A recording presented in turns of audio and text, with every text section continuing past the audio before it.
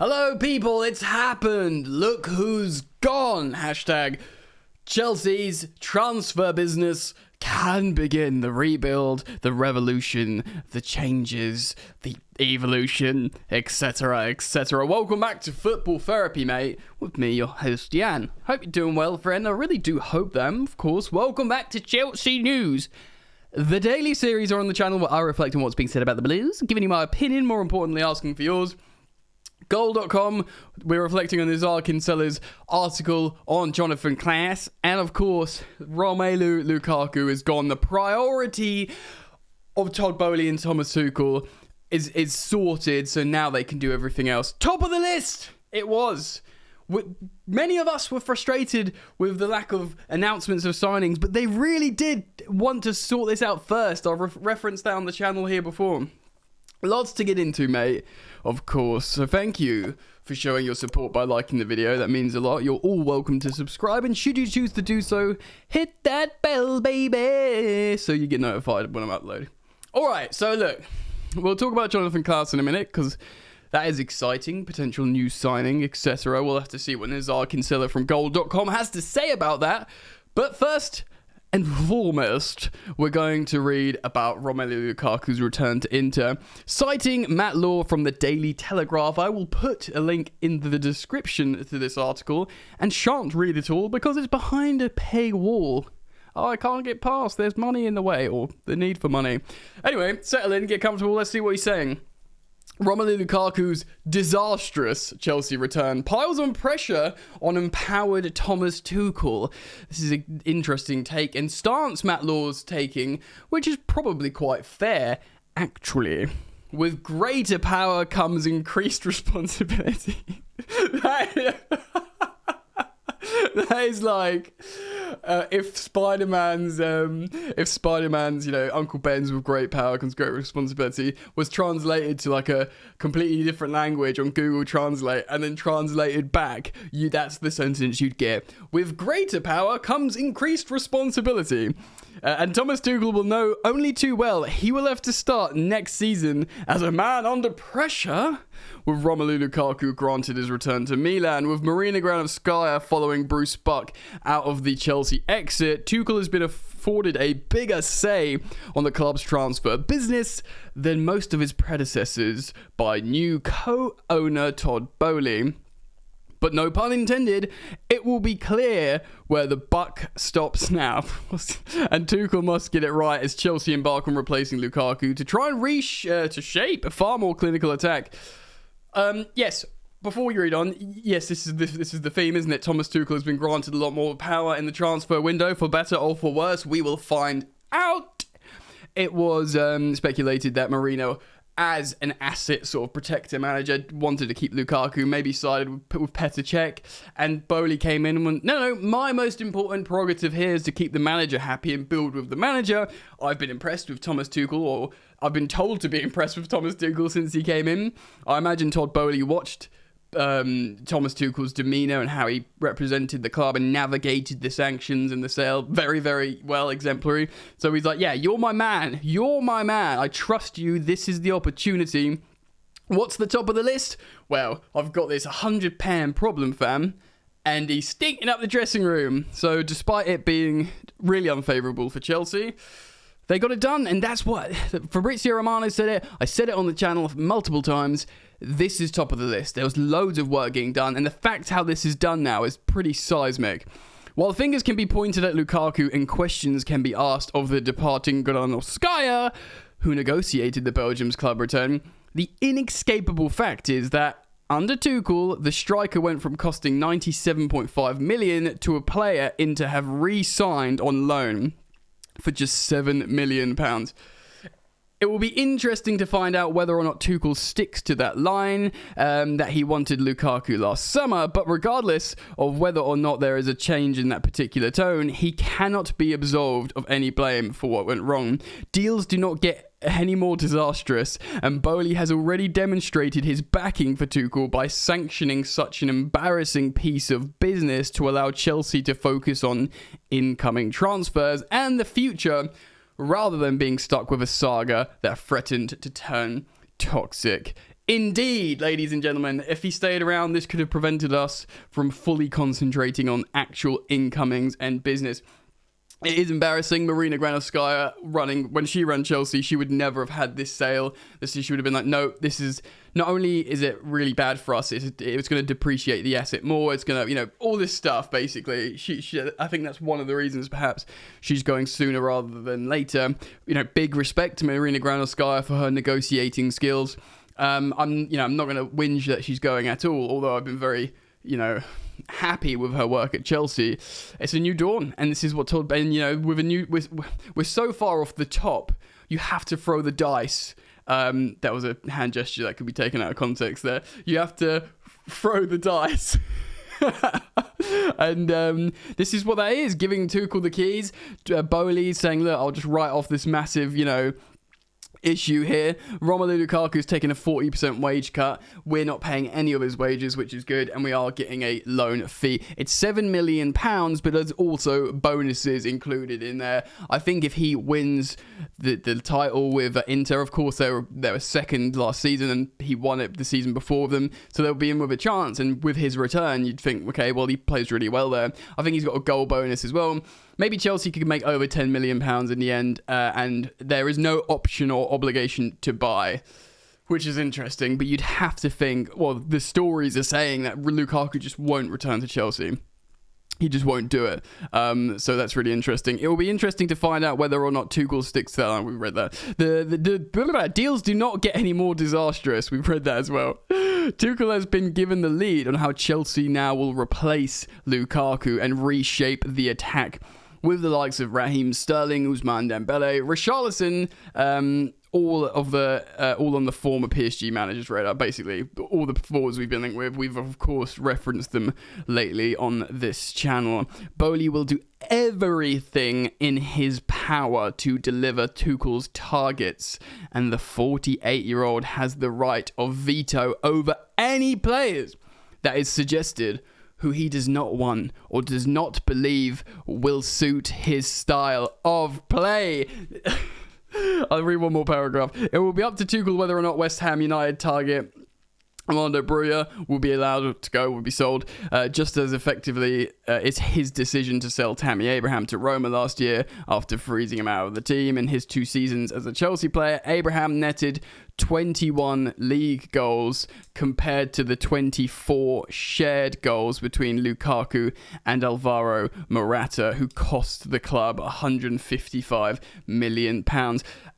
There is a little bit of revisionism here. Tammy, yes, scored 15 non-penalty goals in the first season, but he was frustrating and he often didn't seem like the answer. He's gone and done very well in Roma. Best of luck to him. And that obviously makes the optics look bad on Chelsea, but we have to, use our memories here. And of course, Lukaku and Morata were bad transfers. But I don't think Tammy Abraham is the answer, ladies and gentlemen. Look, the pressure is on Thomas Tuchel. Matt Law is right, because he's made big calls. Selling Tammy was a big call. But whatever, we got 40 million for him, and I don't think he was the answer. He had a good look at him. So I don't know why people are so, clutching their pearls around that too much. But this is huge. Selling Lukaku, the biggest asset, out-muscling Marina Granovskaya, say, with the owner, even to the point where she leaves. Really, there is pressure. He's got so much, juice in the bank, Tuchel, because 6 months in, he won the Champions League, he won the Super Cup, the Club World Cup. He qualified for the Champions League both seasons. He was at Chelsea. He's reached every final bar one. And that was when we got eliminated by Real Madrid in the Champions League.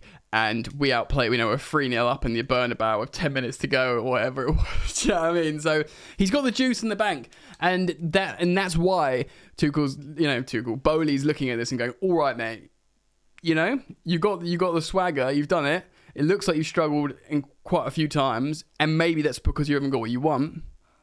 Let's roll those, proverbial dice again. And, that's not right. Let's roll the dice again and give you the chance. So we'll see what happens there. But this was the obstacle in the way, guys. While we were all freaking out about... Well, I wasn't freaking out. I was staying calm. But while many were freaking out, saying, where's the transfer business? It's because there to get the staff things sorted in the background. Look, Bruce is going to go. Todd's going to become chairman. Marina's probably going to go. All that kind of stuff is a lot of work in the background. Loads of conversations with Tuchel and sorting out this Lukaku deal. Apparently, Rock Nation was massively involved with his connection with Todd Boehly, and Todd Boehly had to do so much. In the meantime, you can imagine Tuchel's looking at targets, speaking to people. So that was top of the list, and it's done. It's done, man. So praise the Lord, feel happy, and let's move on. Let's talk about Jonathan Klaus on Goal.com, written by Nizar Kinsella. Chelsea eye £10 million France international Klaus to replace Azpilicueta. The Blues have been monitoring the wingback for well over a year and could make their move before the summer transfer window closes. Chelsea have been monitoring the France international defender, Jonathan Klaus, and are willing to sign him this summer if certain criteria are met. So we've spoken about this guy before. The 29-year-old has been valued around £10 million by Lens, who recognise the defender has less than a year left on his contract and is unwilling to renew his deal. One potential issue for Chelsea is the rival interest coming from Atletico Madrid, who they've identified Klaus as a replacement for Olympiacos-bound Vraslikala. I can't pronounce that name. Will Chelsea sign Klaus, and why do they want him? Chelsea have space to add Klaus to their squad, with Rudiger, Christensen having left on free transfers to Madrid and Barcelona respectively. Jules Koundé remains the club's primary target, but the Blues could accelerate a deal for Klaus as soon as Cesar Azpilicueta's future is resolved. Barcelona still want to sign Chelsea's captain, who has 1 year left on his current deal and has been in negotiations about a nominal fee. Indeed, the Blues have been happy to bow to the Spaniard's wishes and allow him to leave, given his legendary status in West London. Pretty much like, Azpi, we're not going to make this deal. If you truly want to go, we're not going to make this deal difficult for you, despite manager Thomas Tuchel wanting to keep you, and indeed reportedly fighting to keep Azpilicueta. I think he and the club understand if he wants to go, he can go. However, the agreement has been made through transfer Tris Granaskaya, who is expected to leave the club, so it remains to be seen if the transfer will go through. As well as impacting that agreement, the situation has also slowed Chelsea's activity regarding incoming signings, as well as Koundé, the Gabriel Slonina from Chicago Fire is close but expected to stall. In regards to Klaus, Chelsea have completed full due diligence, scouted his last 50 matches, and having identified him as a target shortly after Thomas Tuchel joined the club. That is a lot of scouting. So this is not just popped up out of nowhere because he had like a Team of the Week FIFA card that was really good a few months ago. Chelsea have watched this guy and they're like, yes, he is the one. He currently plays in a similar system at Lens, has amassed almost 100 games at wingback, and was on Chelsea's shortlist last summer when they tried to sign Achraf Hakimi from Inter, ultimately losing out to PSG. By the way, Hakimi is not happy at PSG by all accounts. In an interview with RMC Sport, Klaus spoke about how he dropped my pen. He grew up supporting Chelsea. Since I was a kid, it was Chelsea, and it remains for Chelsea. So we've spoken about that before. The team he dreams about playing for is Chelsea. Chelsea view Reece James as the future of their right wing-back position, but Klaus could bring competitive back up. It could also block the pathway of academy player Dujon Sterling, who did well on loan at Blackpool in the Championship. Let me just talk about that for a moment. I remember Dujon Sterling from years ago. I went to watch an academy game in 2018 pre-season before Sarri, so 4 years ago. And Dujon Sterling wasn't there, although Ballo was there. I think he's 17 at the time, Ballo. He was tearing up the midfield. And I was asking one of the coaches about Dujon Sterling because I wanted to see him. I think he has done well in the Championship. I have seen people online talk about how he didn't register a single assist, though. And I don't think Klaus necessarily blocks young players because he's going to be 30 next season. He replaces that seniority from Azpilicueta going out the door, and he's played at the top level. He's a France international. He's got so much product. We've looked at his stats here on the channel before. Very creative in terms of metrics, productivity. He got like a bunch of assists and 5 goals. I think he got 16 league contributions from wingback playing for Lens, in Ligue 1, which aren't the strongest team. So, the fact that he's been called up for the France national team, who are currently reigning world champions, lest we forget, he's a good player. And for £10 million, I think that would be very good business. I understand Dujon Sterling is admired by Tuchel. Tuchel did play him in last pre-season. He played him at right centre-back mainly, though. So, to be honest, man, I would prefer to get Jonathan Klaus in. Look, I want to see as many academy players and products in the team as possible, but in this situation in isolation, getting that seniority or replacing that seniority from an elite European level would be a good thing for Azpilicueta to Jonathan Klaus. So who is Chelsea's target? Jonathan Klaus. Klaus failed to make the grade at his native Strasbourg during his academic days. Ever since, the defender has been battling to prove himself, working his way up the lower leagues back into Ligue 1 after 2 seasons in Germany, where he won Bundesliga 2 and learned the language. Klaus signed for Lens. It is there where Klaus had the platform to prove himself, and then he made Ligue 1 Team of the Season 2 years in a row. Woo! Okay, I didn't know that. I know he was Team of the Season this campaign, but to do that 2 seasons in a row, not bad. He made his debut for France in 2022 after his late career ascent, and is expected to be part of the country's World Cup squad under Didier Deschamps. So yeah, in the league, he had 11 goals and 5 assists. So yeah, he scored a lot of goals. It's the other way around. That is a lot of goals. Look, man, I like that. There's heavy productivity, there's seniority, there's experience, and there's competition for Reece James. Excuse me. I've explained before on the channel, there's even a lineup where they both play, where I know Thomas Tuchel likes to play Reece James at right centre-back, maybe because of his recovery pace and just aggression. Maybe he puts Reece James there, Jonathan Klaus at right wing-back, and they can swap, overlap, underlap in certain situations. That would be really good. What do you think, though? I quite like it. Let me know what you think about Jonathan Klaus and the Lukaku return to Inter. Of course, I expect transfer news start to accelerate now. Keep it locked. Make sure you do subscribe and turn on the bell so you're the first to get notified of this positive news here on Football Therapy, because that's what we do here, friends. I look forward to seeing you again very soon, mate. Peace. You ain't so tough with that bad boy tuck. I'ma get it how I'm living, I'ma walk the walk. Outline my lines, I rap through thought. Body bag the verse, outlined in chalk. In my life seen trouble, hustle on the double. Silence on the trigger like my pick got a muzzle. Yo, chick like to guzzle, bad boy stay in trouble. I only love this paper, sorry I don't. I laugh me, baby.